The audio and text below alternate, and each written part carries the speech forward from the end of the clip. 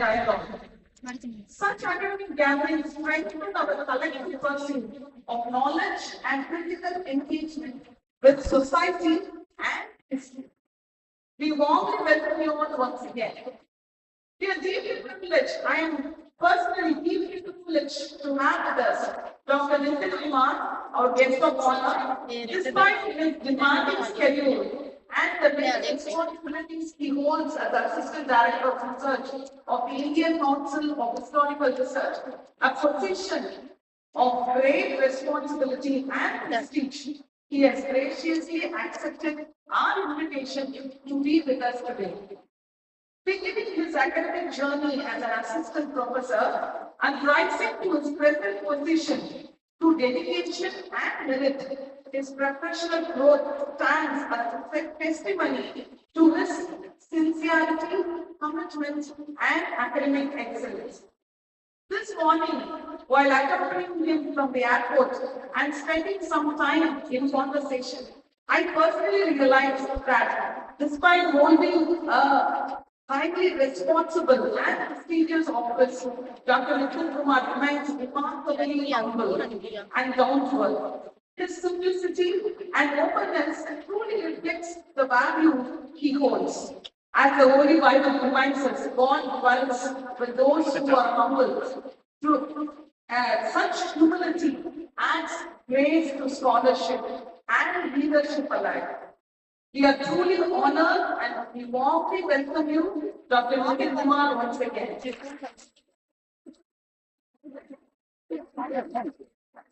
We are equally honored to welcome Dr. Gauri Dey, our resource persons of today, she's serving as an associate professor at Center of Historical Studies, School of Social Sciences, JNU New Delhi. Ma'am is a distinguished scholar of regional history with an impressive record of research publications, edited volumes, and academic engagement. Various committees of ICHR, her role in the monitoring committees of SETS under the Commission for Scientific Technical Terminology, Ministry of Home Affairs, Government of India, and her ongoing ICHR funded research on the unsung heroines of the freedom movement from Darjeeling reflects her commitment to inclusive and responsible historiography. Beyond her academic excellence, her presence radiates a warm, sisterly vibration, making her approachable, encouraging, and deeply inspiring to both scholars and students. This blend of intellectual strength and humane warmth is truly admirable. We are delighted to welcome you, ma'am, once again. At this great introduction, I take prestige in welcoming our respected Secretary, Dr. Sister Implications-ICHR, whose leadership is marked by maturity, compassion, and deep institutional wisdom.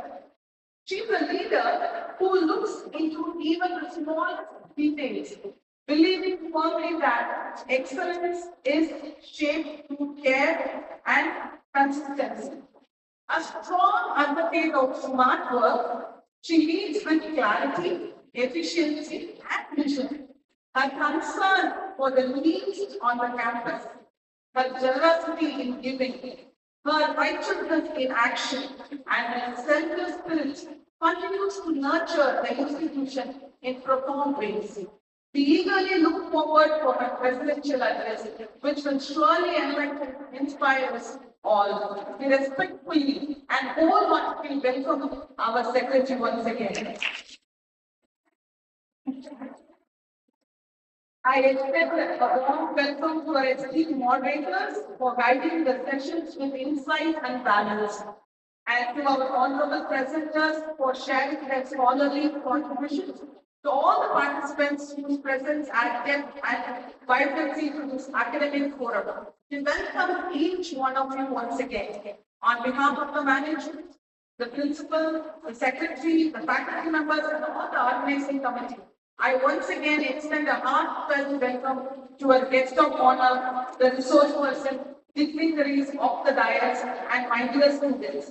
Wish the program will be a great success. Thank you.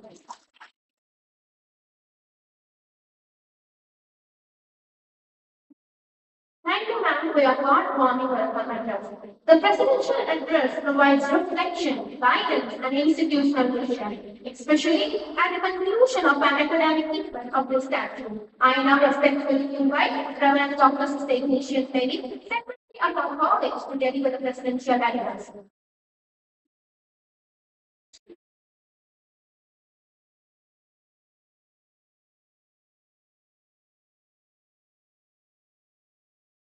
A very good morning to all of you.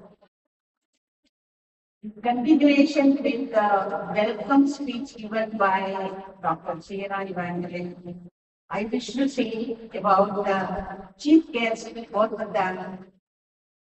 I was very much touched by their simplicity that shows their greatness.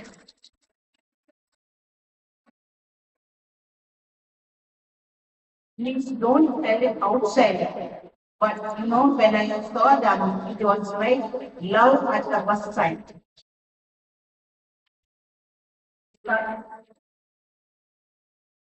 Greatness is not shown in exuberant things and so on, flattering things. It is in humility and simplicity. That captured my heart. That is why I said love at first sight. I am indeed very happy to welcome once again all the delegates of National Conference, which helped you to explore the cultural and traditions of Pandya freedom. And I also must say personally, I also began to love this Madurai. I wish to, because I spent most of my days and years here in Madurai. So I once again increased my love for this place and the culture and the tradition of Madurai people. I consider it as my honor at Fatima College to have had legal address from Dr. Paramide Yagarajan, Honorable Minister of Information Technology and Digital Services, Tamil Nadu Government. He took the audience remarks about the ethical era with the research and at the same time look more into excavation. I had the privilege of meeting his father, Dr. Paramide Rajan, at his residence, who said, I am the son of the mother who studied in St. Joseph Elementary School already. He was very happy to extend his financial contribution to the construction of this auditorium. I thank the distinguished chairperson of technical sessions, Dr. P. Jagannath, Associate Professor of History, Government Arts College, Nehru, and Dr. M. Bharat Pandya, Chief Curator, Department of Museum, Government Museum Madurai, Dr. M. Dr. Emma, Head and Associate Professor of History, EMT Yadava, MS College, Madurai. I am highly honored to welcome Dr. Nitin Kumar, the Associate Assistant Director, Indian Council of Research, New Delhi, who has set aside all his multivarious commitments and has come to be present here in Madurai, the city known as Udal Mahanagar, the recognized capital of Pandya. And I was very happy to hear from him that his research started somewhere in Tamil Nadu. So he knows many places, he has visited many places. So he is very aptly chosen by our department to have him here for this valedictory function. He present here his interest in research and the youth of today. And he also spoke about how history is important And here especially in Madurai area, people do not like to study history as though it is something secondary status. But he was surprised and was shocked to hear that he said in Delhi they do not have enough people who have the qualification to teach. So you have to tell the next generation or the your contechies in the school take history and then shine like any other thing because they are brainwashed by their parents only engineering or doctor. That all everybody everywhere you will find, but historians are rare to find that you are coming. His presence and joy become an enthusiasm for all the participants and very especially to Fatima College. It is indeed a historical and memorable event. Thank you, sir. The scholarly audience eagerly waiting to hear the stimulating speech from Dr. Gauri Dey, Associate Professor of History, Center of Historical Studies, School of Social Science, Jawaharlal Nehru University, New Delhi. Your speech address will definitely throw new insight on the paper percentages of women in ancient society, women of Pandya period, and others who presented papers yesterday.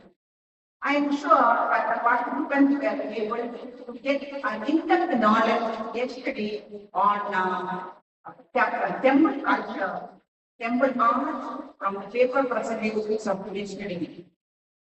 I am overwhelmed to take note of the interest shown by the enormous number of scholars, researchers, and other knowledge seekers who came forward for paper presentation.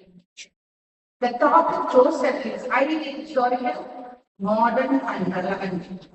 The seminar has taken the study of history and very especially the culture and traditions of Pandya country to a greater height. It all started with two persons, their thoughts, and it's two thoughts. The two persons I mean, the departments whom we have heard enough. That is, one is already here, another one is Archaeological. Through their planning, which gave shape to a magnificent national conference, kudos to the entire staff and students of the Department of History of Pandya College. Why don't you give them a clap?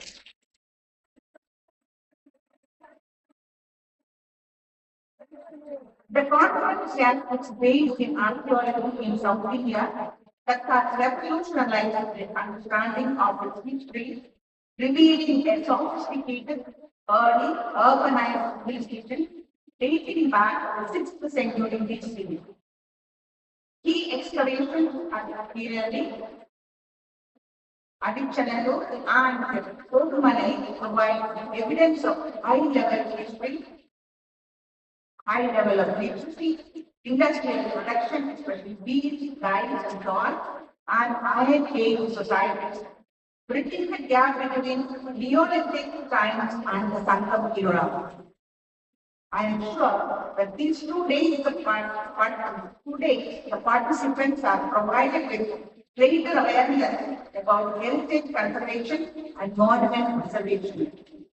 The young researchers are led through an academic platform to engage with experts in the field, and the participants as a whole gain a deep insight into Pandya civilization based on archaeological evidence.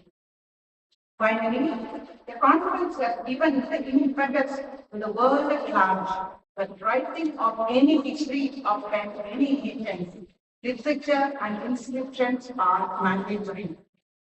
The conference makes a guardian call to contribute for heritage conservation and public awareness to strengthen academic research and societal engagement. I have gratitude to ICHR that enabled the department to make a treasure hunt of the rich cultural and traditional heritage of Pandya Kingdom.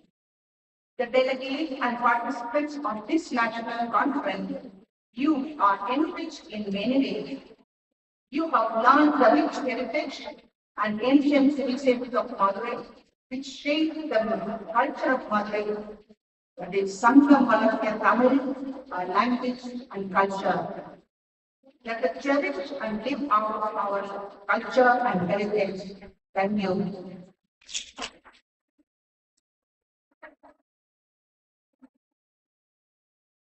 Thank you, sister. You are a true force and a pillar of strength behind us. The director address marks a moment of reflection, assessment, and solemn inclusion, highlighting the academic significance and outcome of the conference. It is our privilege to have with us Dr. Nitin Kumar, Assistant Director of ICHR, Ministry of Education, Government of India, where I now invite you, sir, to deliver the directory address.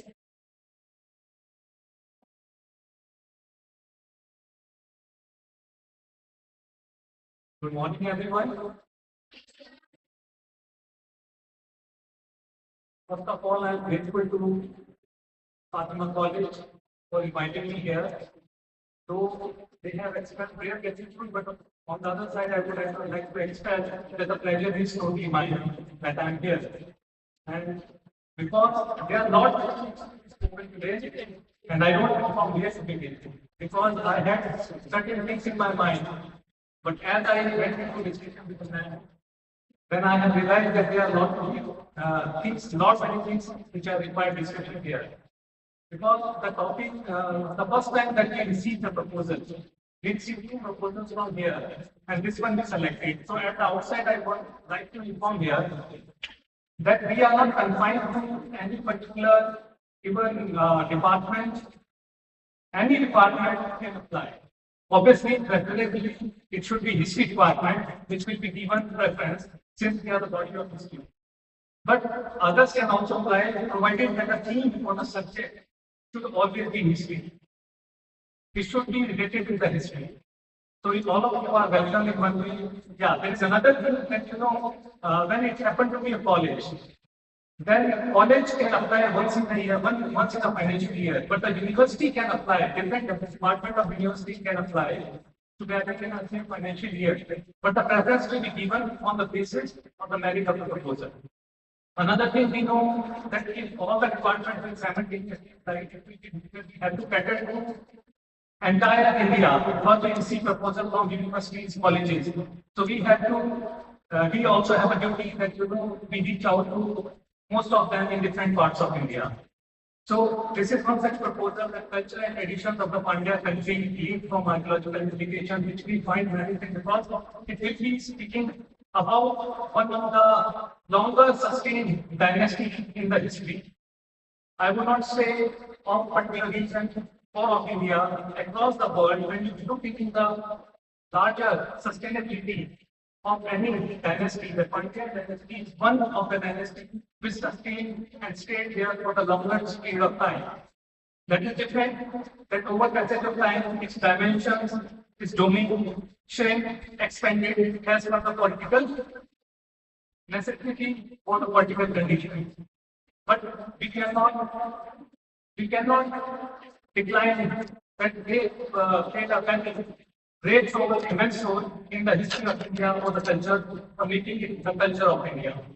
Also, we know that the history of Pandya dynasty, though goes in the BC, in the centuries, and we know the earth inscription that we find somehow, as we relate, the Ashokan inscription, and there we find mention of the Cholas, Pandyas, Satyaputras, Kirdaputras, the Chiras that we take. And over passage of time, different inscriptions, different historical records we come across India. And so far as we talk about the culture, we know it was in the domain of art and architecture. The best example that we can cite always here, the temple architecture here, reflected in the Meenakshi temple, Nilai Apar temple of Tirunelveli. These are the temples which reflect the Dravidian style of architecture. We know about how the different aspects of temple architecture function. They grew when we know about the Gopurams, how they extended, and the art of pillars within the temple, and the statues of the deities. the various things that we learn, and overall the temple itself, they were the culture and the economic repository of the time. They offer education, they run the economy, they spread out the culture. So they had a major role. Even the Pandya dynasty, they made it a point that the religion stayed at the center to connect the people to culture that it comes from the religion itself. When we talk about even in the domain of literature, the Sangam literature find its the best, earliest association here. We know the well-written text which has its own history, own identity, sympathetic or manipulative. They were the product of Sangam literature, and then we can say the times of Pandya, they extended. When we talk about even the trade, they had relation with the Rome, they had relation with the present day Sri Lanka, they had the relation with Southeast Asian countries, which was later expanded far and wide by the Cholas, we know, because of their technological superiority. But the Pandyas who led, gave them vision.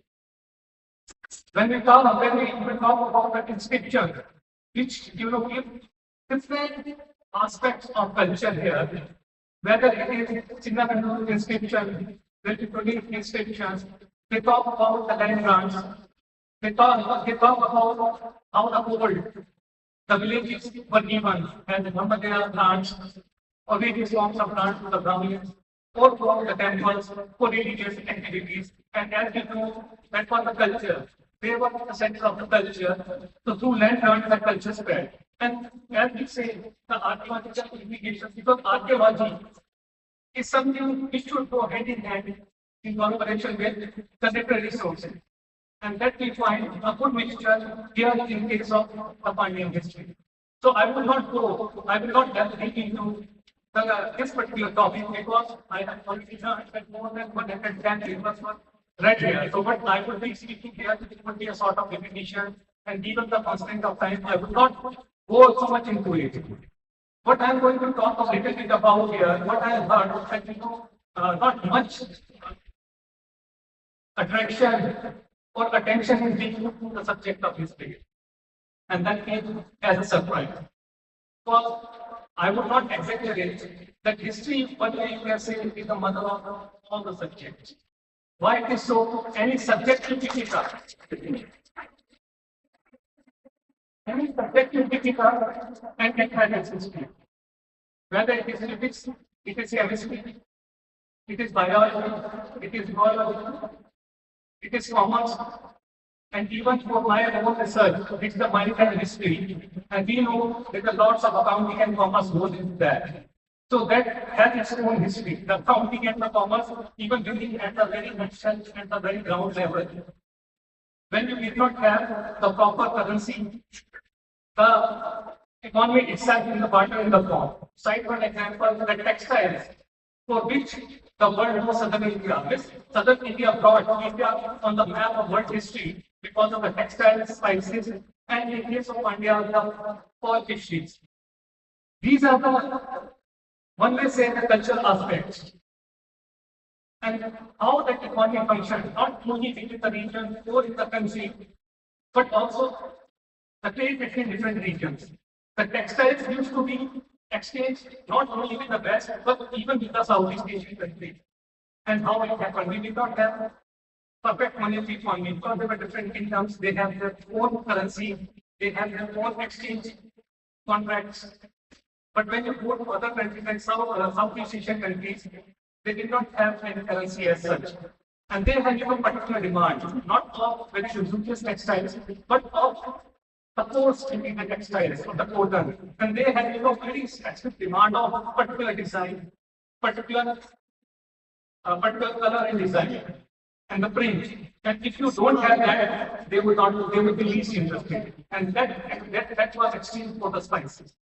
So you can say that barter trade was even performed in the international trade. So that was the importance that we see, when we study history. History gives you, kind of identity. If you don't have history, as a subject, you don't know about yourself. You don't have any identity. You can, post a lot about yourself, your region, your culture, your history. But if you don't study history, you will write down the midway of the discussion. If you want to give it the concluding remark, then you have to have the knowledge of your history. Every village has history. We have a project, encyclopedia of villages and towns of Bharat. This each village has its own history, and its pilot project is being taken up only in southern India, in Karnataka region, and one in the Haryana, one or two villages from here. So not in southern India, and you can make out we have more than 6 lakhs of villages, and history of all of them are important.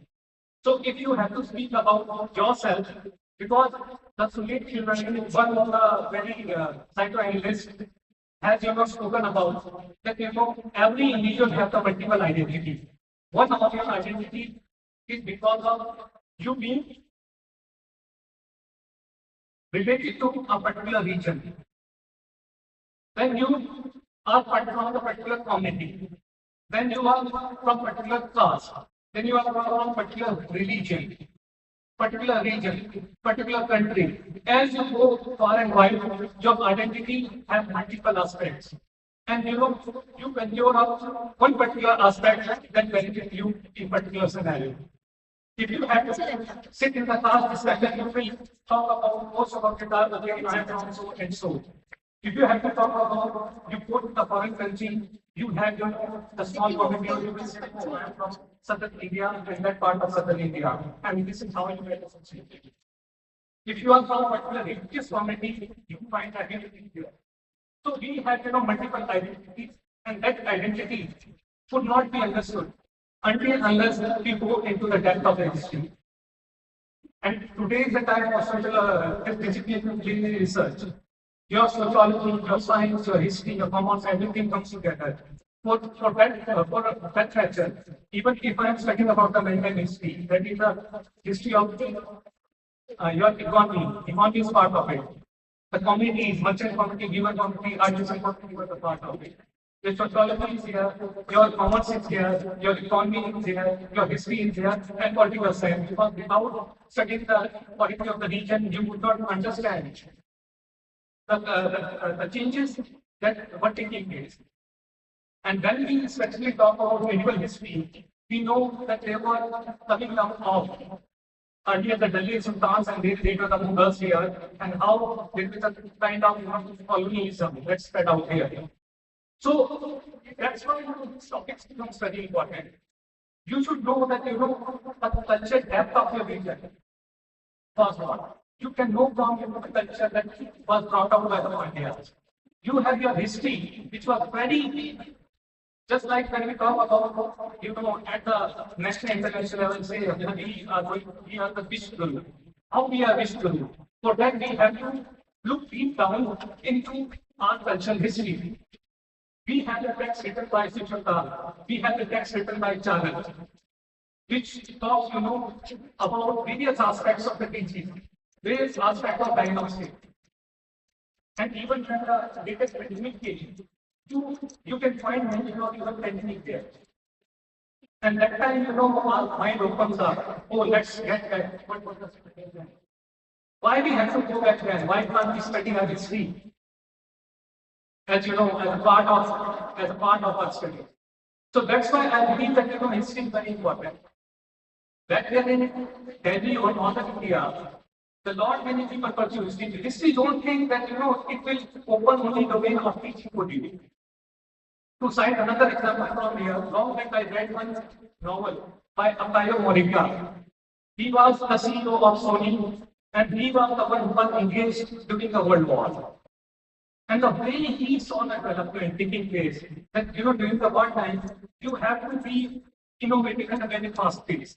They see that Americans were, ending out these kinds of platforms in demands, and we have to, innovate very fast to catch up with them. And then you suddenly realize they have the atomic bomb, and they use that in there. Where you find think that you had developed in a very big scale, very fast pace, but still you find yourself very fast on time because you were not in the touch of what was happening around. You did not go into the roots of the history while they were ahead of you. So that's why we have to understand that history is a very important subject. Even that Apaya Kodeta, when he was asked what he wants his sons and daughters to study, and he said that I want my children to study history. Because to know about ourselves, to know about culture, to know about the history of even the world, we can know where we stand if we know about others. Otherwise, we will be like a frog in a well who keep thinking that, I am in the safest zone, I am in the best place. But the moment you have a opportunity to go out of that well, you will find the whole world around you, and you are just a minus you, a soup bone, nothing beyond that. So history is very important. It's not only about teaching, it's only about any profession that you go. You can be a lawyer, you can be a journalist, you can be a CEO of any particular private multinational company. Even in the government department as a bureaucrat, many of them prefer history as a subject. And not only that, you find so many people who have been wonderful, but you find at the end of the day, they belong somewhere from the subject of history or they found their interest in history. You see that most of the, even in the university, when I was teaching in that period, there was one, I will not specify the name, there was one vice chancellor who was, happened to be from the subject of the Department of Mathematics. But every time when he will come there to lecture to the faculties or the student or address the large gathering, he will speak only about history. Nobody knows where mathematics comes there. Because in history, 2 plus 2 is not necessarily 4. It could be 5, it could be 10. It depends. Because history will tell you, when you say about Sunday is a holiday, Monday, Tuesday, Friday, Saturday is a working day. Why Sunday is your only holiday? Because that is your mental structure, how you have your structure. If tomorrow government declares that Wednesday is your new Sunday, all of you will accept. And then you will go into why earlier Sunday was the holiday. Then you will go into the history of Sunday. Then only you will know. So that's why history is not only important, it will give you identity, it will give you mind, it will give you approach, it will give you perspective. But history is also important that it will give you a career which you have never imagined. Never think, because as a struggler in my most student days, I stumbled from one place to another. I didn't know but where I want to land up. While I was pursuing my PhD, I didn't know exactly what will I do. I was getting ready for civil services. I gave interviews there. I failed. I entered the domain of teaching. I enjoyed it. But one thing I was certain, from the beginning I was enjoying this. So I know one day or another day, it will land me somewhere. Because I enjoy the subject.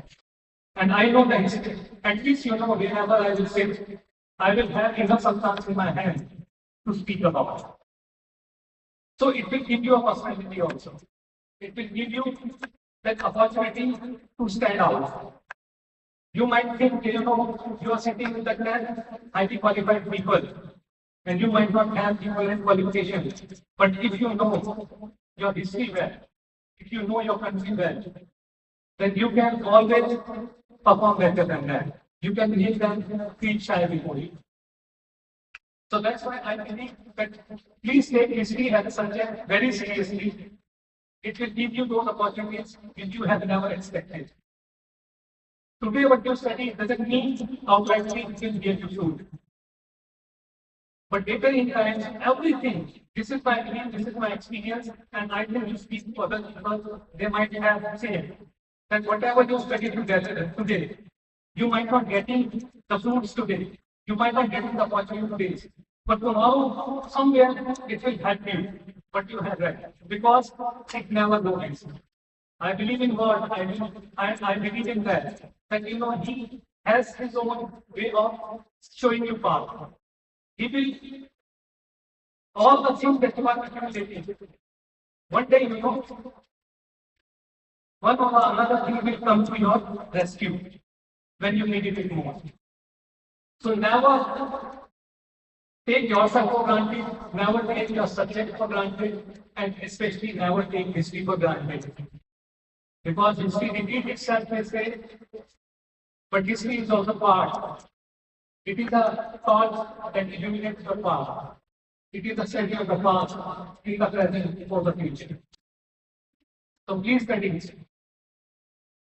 And apart from that, I would like to speak a little bit about the schemes that we have got to offer in ICHR.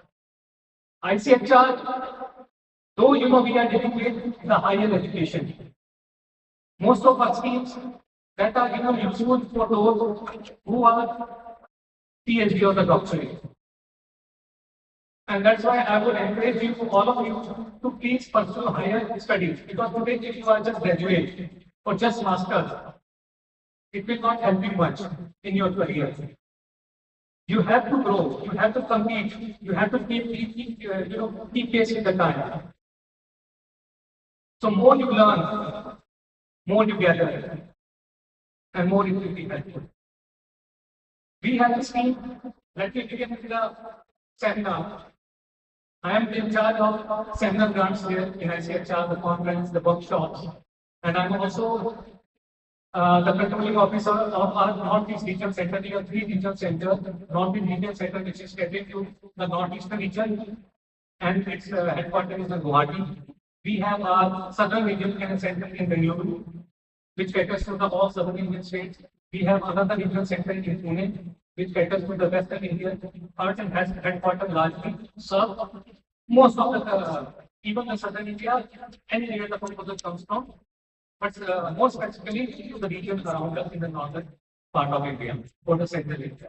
But proposal directly comes to us, comes routed through our southern regional center, northeast regional center. And various programs are, conducted through them.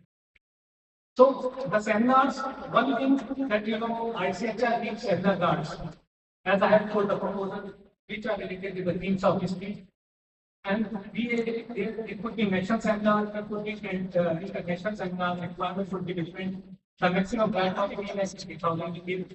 But if there is any body of history that conducts its annual program, the grant of 5 lakh is also offered to them. So what you have to do, you have to apply on you download the form from our website. And then you fill the form, get it signed by your head of the institution. The biodata of the coordinator who is applying, coordinator is the main along with the institution. So once your proposal be received, you can get throughout the year anytime. Quarterly a meeting happens, research project committee meeting happens. It takes us all the proposal till that time we have in our hand. Though we have 3 months in advance, we should receive the proposal. But we still, play lenient, we accept the proposal even if we see a greater period of time. But it is always better you be 3 months in advance so that you will also have time.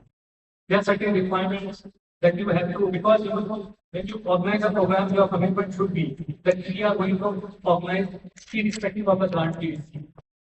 Because if you completely rely on us, and we have so many people to gather, so many institutions to gather, then if you doesn't get the grant, you might be disappointed. So always keep this mindset that we are going to organize this program on the smaller scale or the larger scale, but we are going to organize anyhow. That's why when we ask the documents, we even ask for the acceptance letters. We want you to submit us the full papers, like if you do this seminar, the 4 full papers and 8 abstracts, and acceptance from certain numbers of resource also. So that shows that you are organizing this program, thinking with your commitment to organize. But if you receive a grant, that help you to increase the scale of the program. Like this, you can take it on the larger scale. Then you have research project granting. Channel grant, any of you can apply, all faculty members, scholars, all of you can apply. Coordinated scheme, the money will be given to the institution. Ultimately, it is looking to the institution so that the institution will hand over it to the coordinator to help and facilitate the this very program for the event help the coordinating every possible manner. And then all the bills will be submitted by the coordinator to the institution, which will issue the utilization certificate and a statement of expenditure along with the proceeding, which is the complete documentation of the papers that you receive, which can be brought out as a proceeding. You can send it to us, and that is your copyright. You can get it published in the form of a book.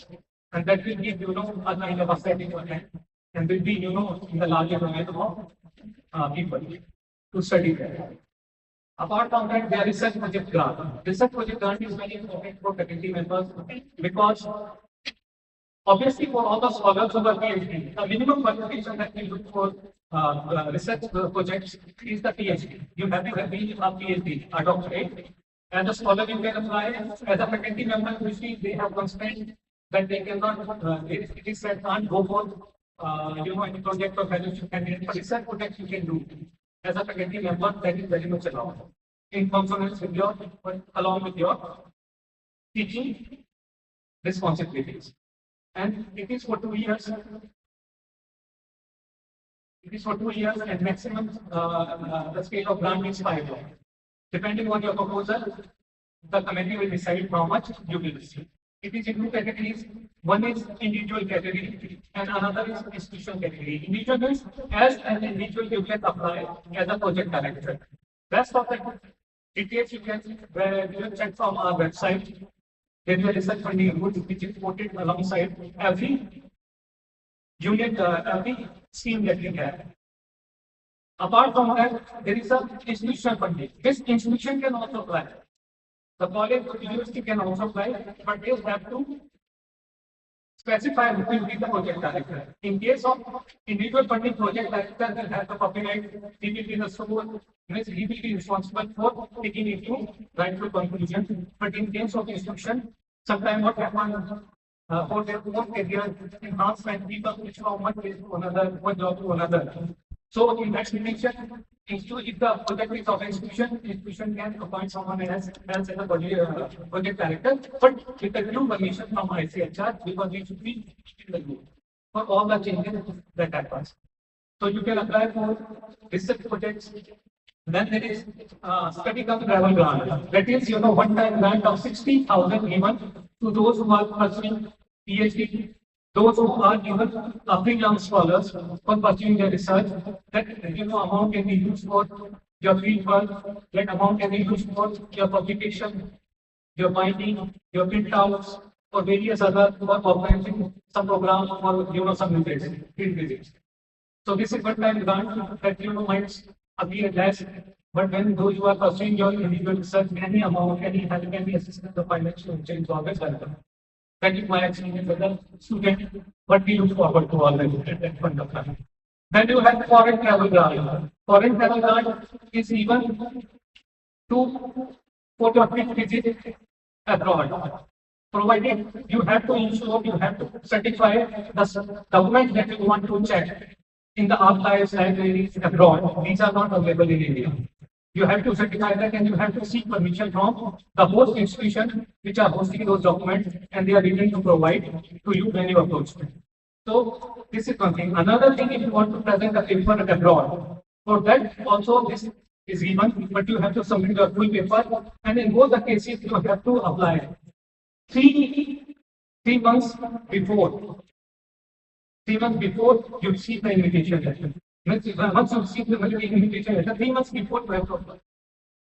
Another thing that this is a travel grant, foreign travel grant. Yes, you have to and fro, going and coming back to that country. The charges will be provided by ICHR apart from your daily requirement for accommodation, food and lodging. But as the ranking and intensive that it is. Means that want to keep you on toes, that you do your work diligently and on time, not for you extending a foreign trip. And that's why sometimes this thing happens. So the authorities also don't take it, in a good speed that you are not taking university days. Apart from that, we have cultural exchange program. That is, we have different partners in UK organization, UKRI, United Kingdom Research and Innovation, which is an umbrella organization for which there are different institutions. And they host their own scholars, and India hosts their own scholars. There are common proposals, common notification goes out, and it's a partnership between the scholars, and together they conduct the research, and that research is finally submitted. So we will conduct workshops, and then based on that workshop, notification will be out for research projects, and the scholars advise their work, and that also for the 2 years. Sometimes it comes for 1 year, the grant, 2 years, even for 5 years, that depending. And the grant is depending on the financial capabilities of both the institution in different countries. You can check as per the details from our website. We have also, apart from that, fellowship, postdoctoral fellowship. First of all, I will talk about Gleaned research fellowship, which is offered to the scholars who are pursuing their district. It is unlike UGC, JRF, research fellowship, which make you eligible for teaching. That will be that is for 5 years. It is not for 5 years, it is for 2 years because it is for PhD scholars. So whenever they say it will be given for 2 years and you have your scholarship already passed, which you will submit. And exam is conducted, through our regional centers or in Delhi headquarters. And that exam, there are total 80 seats in a year. And you will receive monthly fellowship of 17,600 and equivalent amount for as a contingency grant every year, and that is for 2 years. So that will be a good help for any scholar working at that point of time and did not get UGC JRF. Many of the best of the scholars who are today faculty in different departments and colleges who did not get UGC JRF, but they took benefit from there. And one of the beneficiaries sitting here with you, Dr. Gleaned, she was the JRF from ICHR. She also has a research project from here. She also got seminars from here.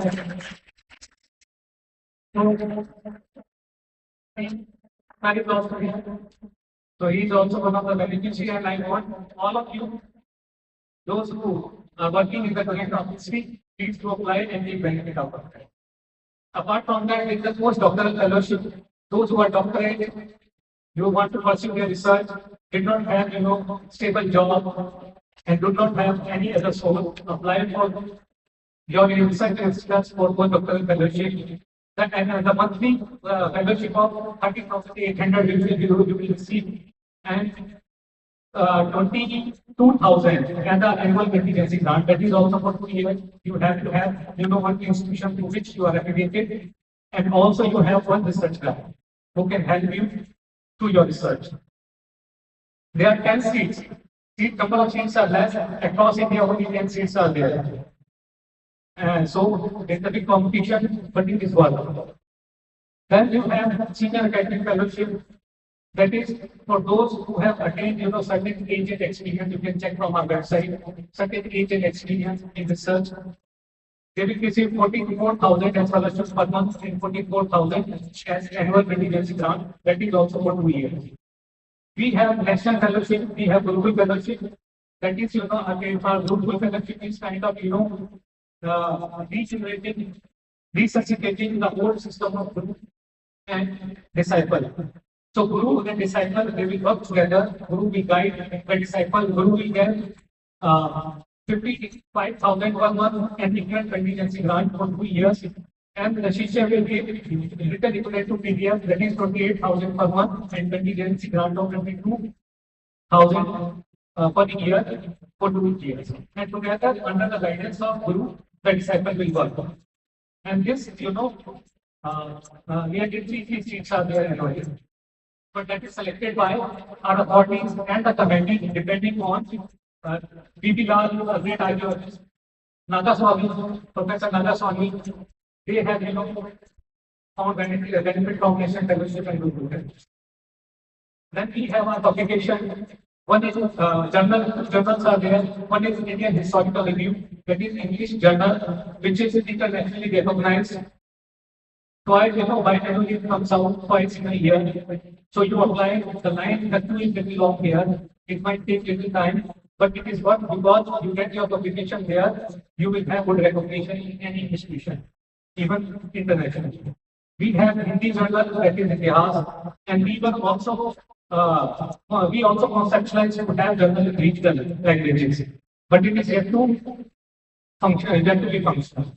Apart from that, we have publication grants that is your 50 to 60,000 maybe for publication of your thesis or for your manual one overall. And even if you bring it out in journal, like in journal, so 1 lakh annually is given in one financial year. Whether you have quarterly or biannual or single in a year. So these are some of the schemes. I will not take longer, but I wanted to discuss so many things. I must have extended so much of my speech. I have taken so much of time. You must have got bored also in between, I know. But that was something I wanted to convey because not always we get opportunity to come to different places. We want our information to reach out to every nook and corner so that the scholars who never have information, they find slight basis and can reach out to us by checking our website also or directly approaching us. Thank you so much for giving me this opportunity for my time.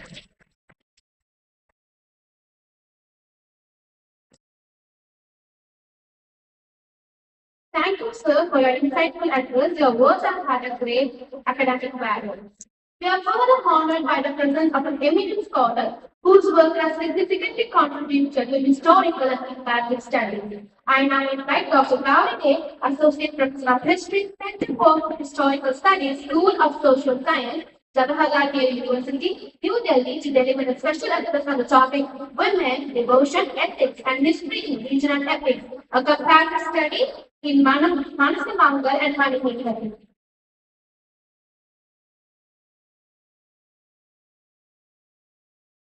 Take much time from here, but I would like to especially thank your Secretary Madam, Dr. And we were really charmed by her presence. And I would say, the whole today we are sitting here, I have learned that is, constructed by, through her efforts. And I would say, she's the guardian angel of this institution. I would like to thank her. I would like to thank Dr. J. Sarah. Because of her, we are here today.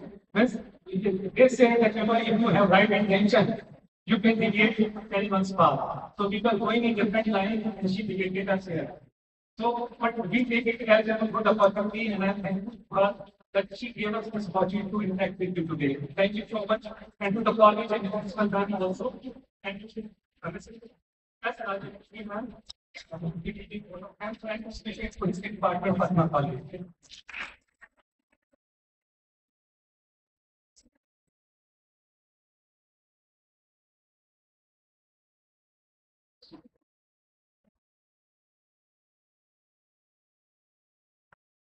A very good afternoon to one of our present here. First of all, I would like to thank the entire college for inviting me for this seminar, which is a very important topic. First of all, on the dais, the angel lady, Reverend Sister Igneous,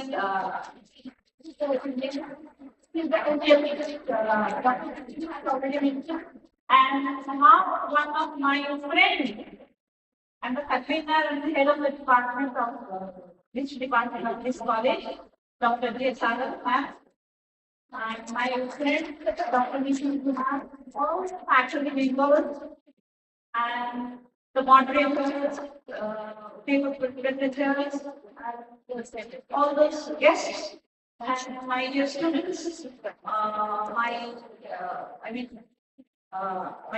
board members, and a very good afternoon to all of you again and again. So, Dr. Nitin has already spoke about the importance of education. So, I should not say much about that. But the thing is, since my specialization is regional history, which center around Assam, generally I think almost, then Kutch Kanta, all from the medieval part and the history of the sub-Himalayan, lower Himalayan region, which include Darjeeling and Sikkim, talking about Indo-Bengal relations, all those regions, and even Bengal. Bengal is I teach this kind of paper in my department. The very interesting part, and I'm very sorry that I know very little about the southern regional history, which is very, very important. In our department, in medieval India, we have faculty teachers from Rajasthan, faculty teachers from, who teach Mughals, Sultan, I teach, Northeast India. So there are no faculty in medieval history in our center who teach this thing, Chola, Chera, Pandya. So that force is really empty in our department. So now the thing is, we need faculties who can teach this, history to our department. But the thing is, the NFP has provided us a wide range of knowing history in history. So I may be wrong in some place. Do correct me. So generally I teach literature or different kind of literature, memory understanding as a part of my lecture. So memory understanding, we can write history, narrate history, folk song, dance, drama, literary part. And this literary part is what which I have a comparative study.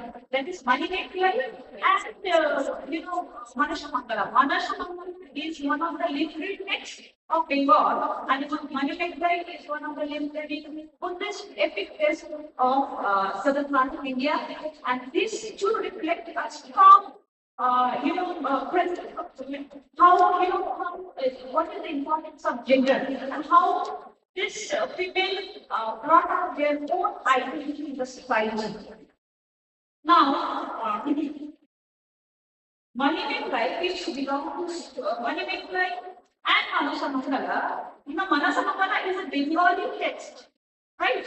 And Manimekalai, I think you were aware of the Manimekalai, no need to explain on that, but I will be speaking on Manashamangala. So both these texts do belong to different trajectory, linguistic cultures, religious, different and cultural traditions. Yet both the text talks about the powerful female figure. The powerful female figure in Manimekalai herself and Manashamangala. Now, I'll take something on Manashamangala. Manashamangala is a text, a literary text written in Bengal in medieval part of medieval era. In around 14th to 16th century, there are different writers who wrote Manashamangala. Manasha means snake goddess. Okay, and in Bengal, she is a regional deity. Okay, now this regional deity, how she wanted to be pushed by the entire community of Bengal. At that time, there are three important characters in that drama. One is Chansadaga, another is Bipula, and one more is Manasha. Manasha is the goddess of snake, and Bipula, one of daughter-in-law of Chansadaga, Saudagar,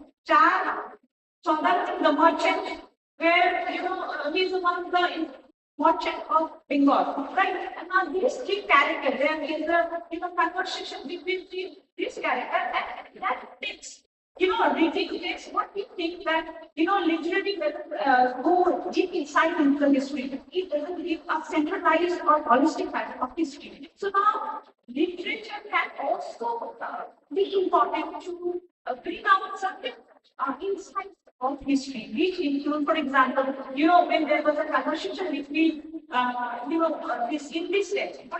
Now, Chancellor was one of the very powerful merchants of Champaknagar. In that, text, Champaknagar is a place in Bengal. He is one of the, merchant of Champaknagar, very powerful merchant, and he is the devotee of Lord Shiva.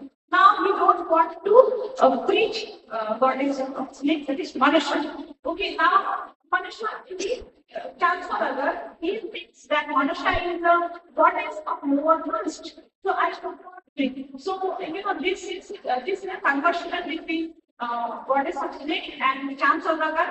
And in this conversation, you will get to know different kind of history. For example, I'll say some lines from the Manusha Nagara. What he says in Bengali that in HR could for Nagara to Shona Kuri Longa Jure. That means HR, Chan, you is rich me. I made a goddess of snake. Otherwise, I will destroy entire ship. Sona Puri, Jahaj. That is, we can get the glimpse of that there was a ship in mythology.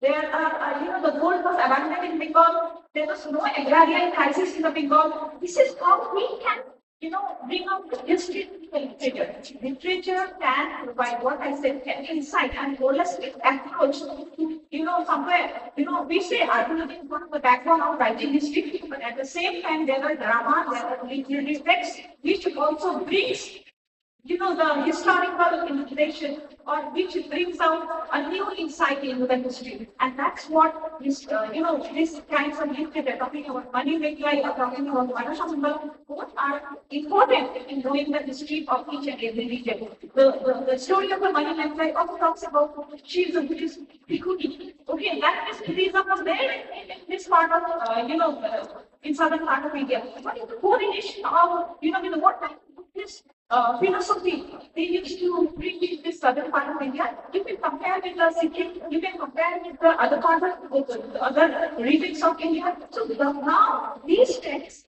provides a deeper understanding of knowing the religion, knowing the culture, knowing the tradition of particular region. It doesn't mean that reading about history, reading about the literary text, it's just, you have read the story and that's it. But when you go deeper into it, you will understand a deeper meaning of that text. And each and every line talks about some kind of history. Be it, production of different rice, be it the production of big is a productions of the different kind of foods, different kinds of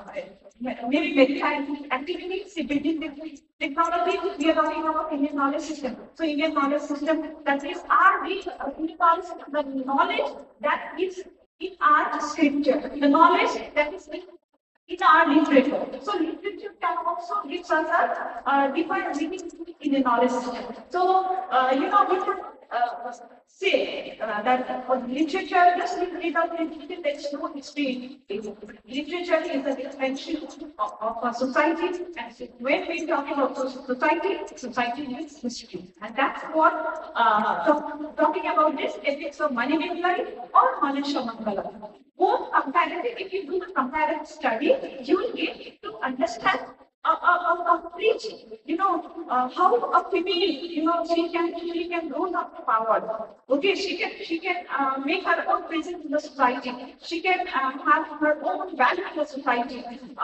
Being a bhikkhuni, she started all of them, right? Money making, and she started a new journey towards self-identification, and that's what money making is important to text, knowing the development of bhikkhunis, knowing the development of some will also welcome in the district.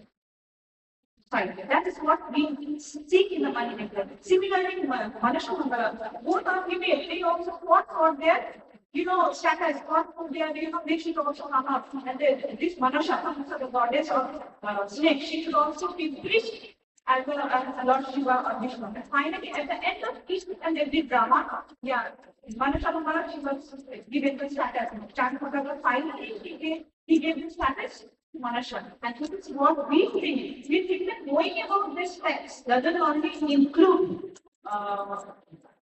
the story of the story on the characters of different texts, but also history. Every chapter talks about history. So now, history is everywhere. What Dr. Nitin Kumar has said, history is everywhere. History can be known in commerce or science everywhere. So now, one of my friends, he got selected as an IAS officer, and he was to me and he said, "Arey, हमको तो history जानना है." मतलब, when you go to some place, you know the history. history because this Northeast is very sensitive area, right? You cannot say them kind of tribes, their culture, their rituals, they follow animism, shamanism. So now, if you know the history of that place, particularly, history of Darjeeling. So if you know that there are different kinds of tribes who generally of different kind of animism or shamanism. That is, knowing the history of a place, you could also understand the place better, the culture better, society better. Now, that's what history is very important. And so for the seminar is on Pandya, Kingdom and Archaeological Commission. So I would request all the scholars, you should come up with a very, unique proposal on this regional kingdom. So you are welcome if you want to come to CHS again with the right proposal in PhD, you are welcome. And I'm very eagerly waiting for the scholars who do this kind of, region, history of this region to come up with right research project. Thank you very much. Thank you very much to our and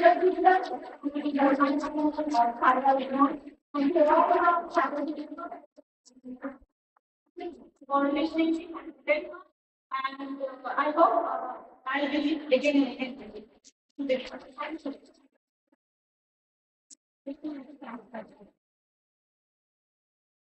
Thank you, ma'am, for your compassionate study in Manasa Makala and Biomedical.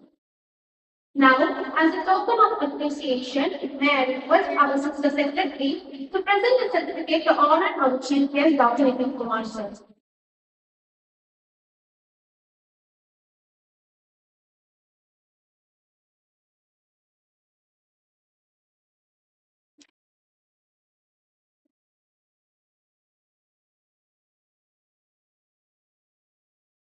As a formal mark of recognition for her valuable contribution, I request our Sister Secretary to present certificate for our esteemed Chief Guest, Dr. Gleaned ma'am.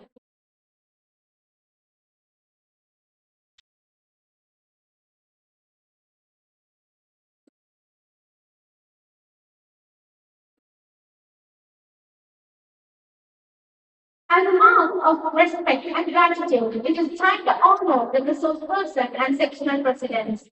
Now, I invite Dr. Nitin Kumar, Assistant Director of ICHR, to honor the resource person, Dr. M. Maltatanian, District Curator, Government Museum, Madurai, with a memento.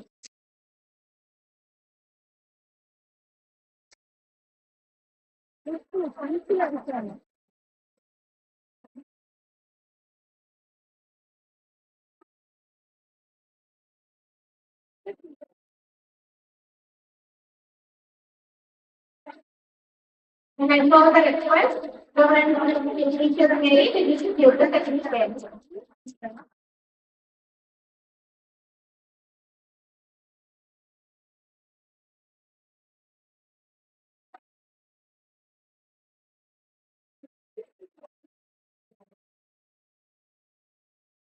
I also request Dr. Nitin Kumar to honor the sectional president, Dr. P. Jagannath, Associate Professor of History, Government Arts College, Gleaned, and I request the speaker to distribute the certificate.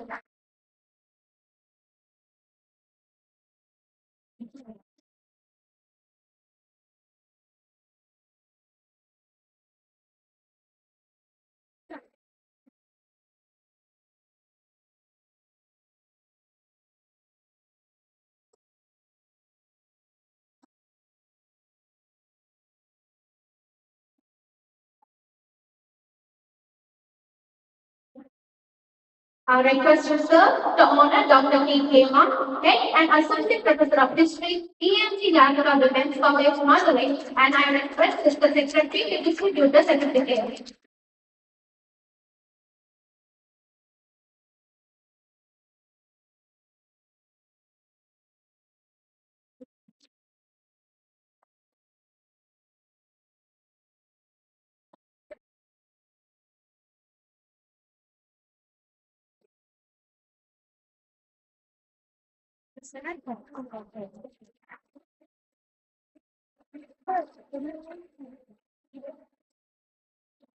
It is time to express our heartfelt gratitude to all those who have supported and contributed to the successful organization of this national conference. I now invite Mrs. S. Rajalakshmi, Assistant Professor of History, to propose the vote of thanks.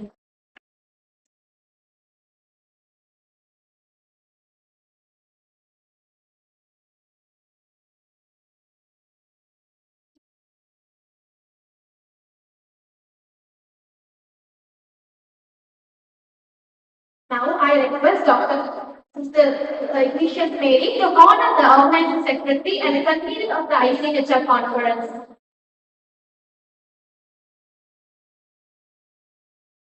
The convener of the conference of ICHR, Dr. J. Sagar Gleaned, to present with the moment's note.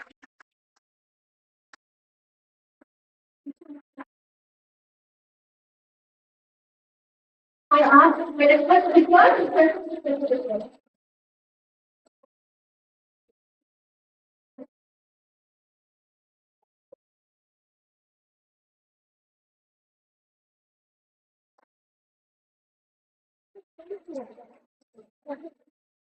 I request Governor Dr. Sister Ignatius Mary to honor the organizing secretary, Dr. Implications-ICHR, with the memento.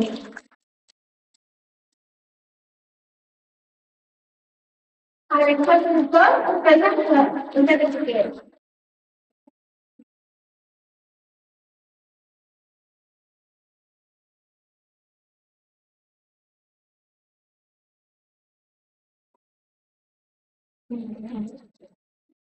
It is time to express our heartfelt gratitude to all those who have supported and contributed to the successful organization of this national conference. I now invite Mrs. S. Rajalakshmi, Assistant Professor of History, to propose the vote of thanks. Good afternoon to all. On behalf of the Department of History, Fatima College, I stand here the deep sense of gratitude to propose the vote of thanks as we conclude our ICHR sponsored 2-day national conference on culture and traditions of the Pandya region, leading from archaeological implications. Give thanks to the Lord for His good, His love endures forever. We give all of the glory and honor to Almighty God for His unwavering faithfulness and grace. This made this national conference a successful one.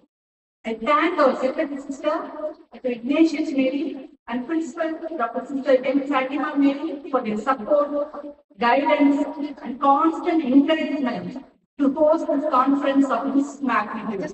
Thank you, Sister. I extend my gratitude to the Vice Principals, Dr. Sister J. Arunmeti, Dr. Sister Bindu Anthony, Dr. Vidya, and Mrs. Nikila Raghavan for their support in all our endeavors. Thank you, sisters and professors. I record our sincere thanks to the Indian Council of Historical Research for their financial sponsorship, which made this national level gathering of scholars possible. Our deepest gratitude goes to Dr. Nitin Kumar, Assistant Director of Research, Indian Council of Historical Research, University of Education, New Delhi. Thank you, sir, for your insightful and thought-provoking address, where you beautifully highlighted the importance of history as a subject and gave us deeper understanding of the glorious legacy of the Pandya country. Your words are truly refreshing, sir. Your guidance regarding this ICHR funding has been guiding light for our project and allowing us to pursue research without any hindrance. Your commitment to fostering historical research is truly admirable, sir. Thank you, sir. We are profoundly grateful to Dr. Gauri Dey, Associate Professor of History at the Center for Historical Studies, School of Social Sciences, Jawaharlal Nehru University, New Delhi. Ma'am, we are grateful for the way you navigated the intricate intersections of women, devotion, ethics, and history in regional ethics. Your comparative study of the Manimangala from our own Tamil soil and Manasa Mangala from the Bengal region has provided us with a rare, expansive view of regional identities. Thank you, ma'am. But we might have that history is not just found in stones and inscriptions, but it lives vibrantly in the ethical and devotional fabric of our regional ethics. We thank our Honorable Minister Dr. P.K. Pandya, Minister of Information Technology and Digital Services, Tamil Nadu, for giving keynote address. A special thanks to all the colleges and universities that educate their faculty and students to participate in this conference. We hope this event has fostered new connections and future collaborations. We thank the professional scholars, faculty, and student participants from various institutions, students, and faculty from other departments of Fatima College for your thought-provoking and well-researched papers. We feel honored to thank session chairpersons Dr. C. Jagannathan, Associate Professor of History, Government Arts College, Nehru, Dr. M. Madhu Pandya, History Curator, Market Department of Museum, Government Museum, Mandal, Jitin Khema, Head Associate Professor of History, DNB Yadav, Government College, Mandal, for your expert guidance and the efficient manner in which you conducted the session, ensuring that the discussion remained focused and insightful. A heartfelt special thanks to our convener, HOD ma'am, Dr. J. Sarah Levantin, for her visionary leadership, meticulous plan, and a guiding force. Thank you, ma'am. I would like to express a special thanks to Dr. M. J. Shanti, Organizing Secretary of this conference, and the organizing committee members, and all the student volunteers for their tireless efforts, dedication, have made this conference a grand success. I wish to thank our management sister, Mr. Archaeological, and Mr. Stella Arunay for their support in arrangements. My warm thanks to the non-teaching staff, live stream support by JMC, audio-visual assistants, and support staff who made this conference a resounding success. A special thanks to all media and press for their time and coverage. Thank you all for making this conference a landmark in history. Once again, thank you.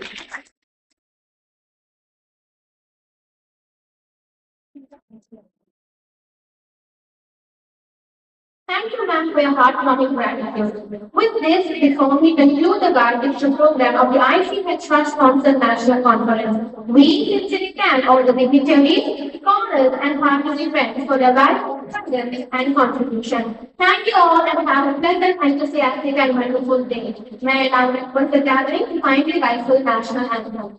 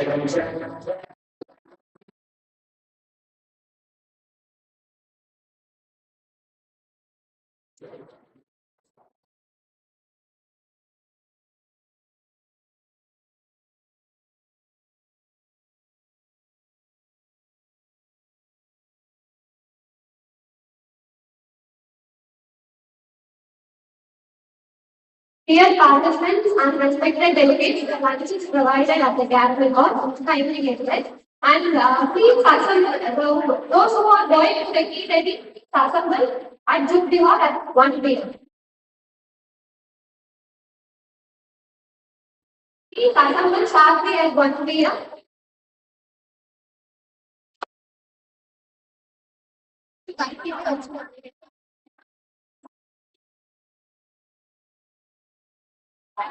Start